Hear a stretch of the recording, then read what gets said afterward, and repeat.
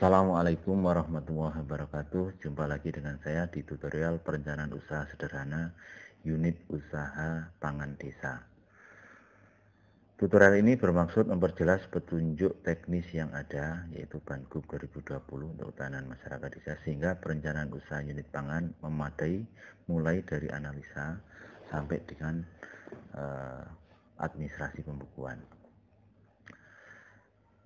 Kita berangkat dari petunjuk penggunaan bantuan keuangan kepada pemerintah desa untuk peningkatan ketahanan masyarakat desa tahun 2020 yang sudah diluncurkan Provinsi tanggal 13 Juli tahun 2020 ini. Sebagaimana normatif sebuah petunjuk teknis, di situ ada latar belakang dan lain sebagainya. Nah, kita fokus kepada pelaksanaan kegiatan, ya. Bahwa pelaksanaan kegiatan dimaksudkan untuk penyertaan modal dari pemerintah desa ke badan usaha milik desa. Sedangkan badan usaha milik desa diminta untuk membuat unit usaha perdagangan sembako, 9 bahan pokok, mulai dari beras, gula, minyak, susu, dan lain sebagainya sampai kepada garam beriodium. Di dalam pelaksanaan penggunaan bantuan, kita ditekankan untuk fokus pada bahwa penyertaan modal dari pemerintah desa kepada BUMDes untuk mengembangkan unit usaha perdagangan atau unit usaha pangan desa, bukan untuk dibagikan kepada masyarakat sebagai bantuan sosial secara gratis, bukan, ya. Sehingga diharapkan mampu melayani sembako bagi warung di desa. Jadi bagi warung-warung di desa, bukan langsung menjual kepada masyarakat, tapi mensuplai warung-warung di desa, sehingga warung-warung desa menjadi hidup, menjadi berkembang. Kemudian pengembangan jenis sembako ini diprioritaskan kebutuhan bagi warung-warung desa, ya. Artinya diprioritaskan ini tidak harus 9-9-nya diperdagangkan oleh unit usaha BUMDes ini, tidak, ya. Tapi harus melalui survei dulu, melalui analisa dulu, ya. Ini adalah menjadi tonggak penting di dalam perencanaan usaha unit pangan desa ini.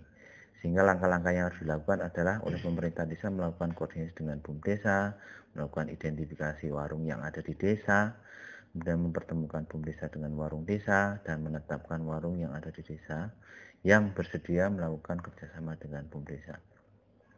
Apakah kegiatan detailnya ini dilakukan oleh tim perumus bagi yang sedang mendirikan unit ini, ya, atau oleh BUMDesa, ya, yang sudah punya unit usaha perdagangan, itu tergantung situasi di lapangan. Oke, kita mulai, ya. Harus ada instrumentasi survei kebutuhan toko atau warung yang ada di desa. Sebagai contoh, ini adalah warungnya Bu Farida, ya. Kita harus ada survei, mereka kita persilahkan untuk mengisi lingkup 9 bahan pokok itu, kebutuhan bulanannya untuk Bu Farida itu berapa yang mereka jual, ya.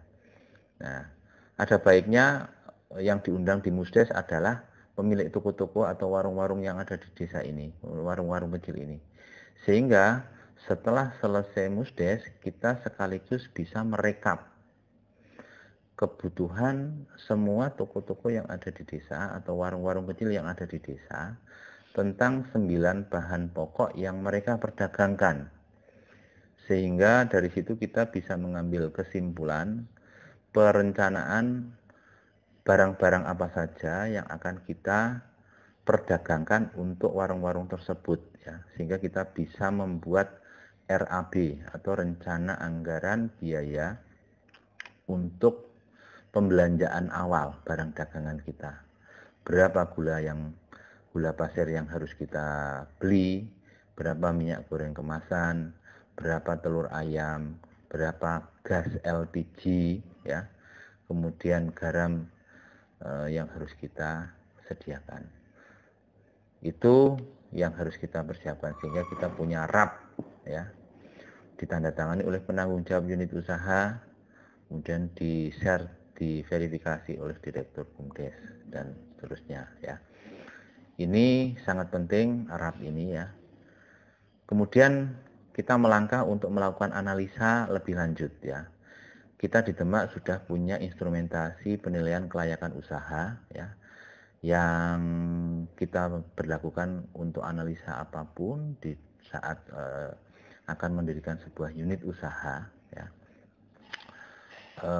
Ini sudah kita pedomani dalam implementasi penyertaan modal dana desa kepada BUMDesa.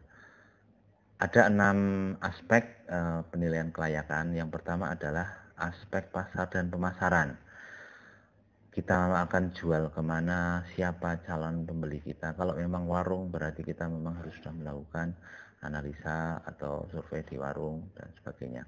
Kemudian yang kedua adalah aspek teknis dan teknologi. Jadi aspek teknisnya seperti apa ya, produk-produk yang kita hasilkan, kemudian hal-hal yang kaitannya tata letak, fasilitas untuk warung kita dan sebagainya. Yang ketiga adalah aspek manajemen dan sumber daya manusia. Kita harus masuk lebih dalam lagi ya tentang aspek manajemen dan sumber daya manusia. Kemudian yang keempat adalah aspek keuangan. Ini yang terpenting. Jadi dari RAP tadi itu ada bagian pelengkap dari aspek keuangan sampai kepada kita membuat nanti rencana cash flow, rencana proyeksi laba rugi dan lain sebagainya. Kemudian yang kelima adalah sosial, budaya, ya, lingkungan, ya, itu kita masuk lebih dalam lagi. Yang terakhir adalah aspek hukum. Keenam, analisa kelayakan ini adalah memandu kita untuk masuk lebih detail lagi agar kita lebih dalam membuat perencanaan ini sehingga kita sudah tahu berpikir akhir di depan gitu ya. Kemudian kita teruskan, kita memperdalam di analisa keuangan tadi kita dengan membuat rencana arus kas. Bahwa dalam setiap bulan itu kita merencanakan penerimaan dari unsur apa saja, dari unsur penjualan, dari penyertaan modal, kemudian kita akan ada pengeluaran untuk apa saja, pengeluaran untuk apa saja, untuk pembelian barang dagangan, biaya upah pekerja, untuk biaya administrasi dan umum, kemudian biaya-biaya transport, kemudian pengadaan sarana prasarana kalau memang diperlukan, dan pengeluaran lain-lain. Ini adalah perputaran. Bagaimana kita memanage atau mengelola keuangan sehingga ada kecukupan dana. Setiap bulan itu kita punya saldo berapa sehingga kita akan putar lagi ya. Tanpa ada rencana perputaran ini kita akan buta. Tidak ada peta pengelolaan. Nah, ini juga bisa menjadi sebagai panduan atau monitoring ya, sejauh mana pencapaian kita untuk masing-masing yang sudah kita rencanakan. Di samping itu kita juga merencanakan proyeksi laba rugi karena ini adalah sebuah unit usaha, sebuah rumah tangga usaha yang harus kita kelola. Tentu saja yang kita harapkan adalah ada keuntungan ya, kemudian ada kemanfaatan. Nah, selain itu adalah yang secara keuangan adalah keuntungan, sehingga kita bisa proyeksikan sampai dengan akhir tahun 2020 sampai Desember itu kita akan punya potret seperti apa laba ruginya. Dan kita merencanakan yang berikutnya adalah administrasi pembukuan untuk usaha dagang ini. Tawaran kita adalah ini adalah buku kas ya, di mana sudah kita desain itu dari sisi penerimaan, kolom-kolomnya dari unsur apa saja ya, ada penyertaan modal desa, penjualan, pendapatan lain-lain, kemudian dari unsur pengeluaran ada pembelian barang dagangan, biaya upah, biaya administrasi umum, biaya transport, pengeluaran-pengeluaran untuk perlengkapan inventaris dan biaya yang lain-lain ya.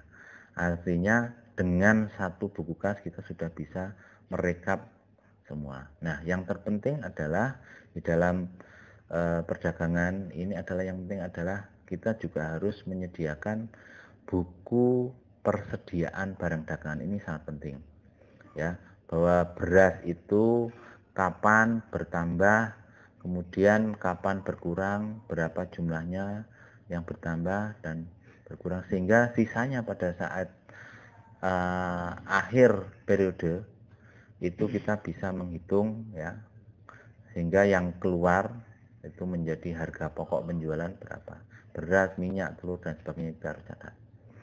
Oke, kawan-kawan sekalian, yang terakhir adalah kita review. Normatifnya sebuah BUMDes maupun sebuah unit usaha itu punya data-data administratif sebagaimana tercantum di list ini ya. Saya akan fokus di anggaran dasar dan anggaran rumah tangga, kemudian perdes, kemudian juga SK kepengurusan ya. Kalau memang sudah ada unit dagang, unit toko, unit pangan desa, maka tidak perlu dilakukan adendum ataupun revisi. Akan tetapi ketika kita BUMDesnya di ADART maupun SK-SK tersebut itu belum mencantumkan unit usaha perdagangan, kemudian di SK-nya juga belum mencantumkan penanggung jawabnya siapa, maka dokumen-dokumen kelembagaan tersebut harus dilakukan adendum ataupun revisi oleh pemerintah desa. Terima kasih atas segala perhatiannya. Pesan moral terakhir adalah perencanaan yang baik adalah separuh dari kesuksesan. Sedangkan perencanaan yang buruk adalah seperti halnya kita sedang merencanakan kegagalan. Demikian, Assalamualaikum warahmatullahi wabarakatuh. Salam Merdesa.